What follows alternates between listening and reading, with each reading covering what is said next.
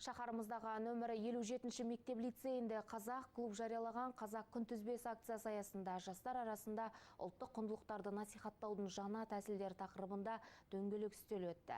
Іс-шараға қаланың 81 мектебінің тәрбиесі жөніндегі орынбасарлары қатысты.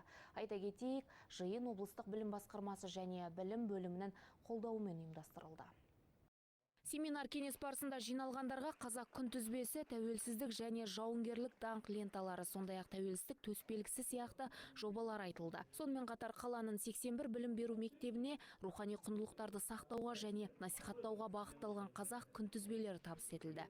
Бұған дейін аталған күнтізбелер нөмірі 6-шы мектепке, нөмірі 3-ші гимназияға және Қаныш Сәтпаев атындағы мектепке тапсырылған болатын. Бұл күнтізбелер қала мектептерінің 194 қазақ тілі мен әдебиеті кабинеттерінде орналастырылып, тәрбие жұмыстарын жүргізу үшін пайдаланылатын болады. Енді біздер осы мәселені қолға алып жатырық. Бұның мақсаты өте тереңде жатыр.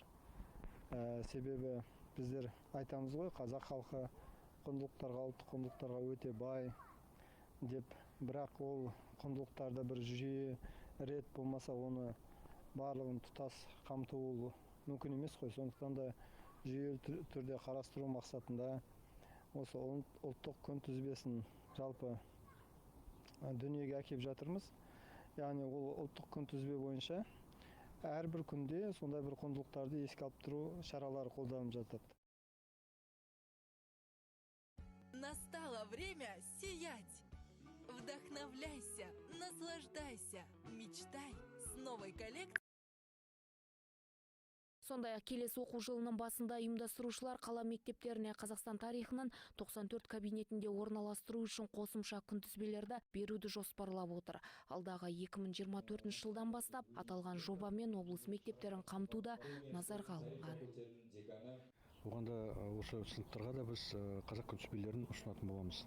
Негізгі мақсат ол өзіміздің ұлттық құндылықтардың осы білім беру орындарында барынша насихатталуын қамтамасыз ету.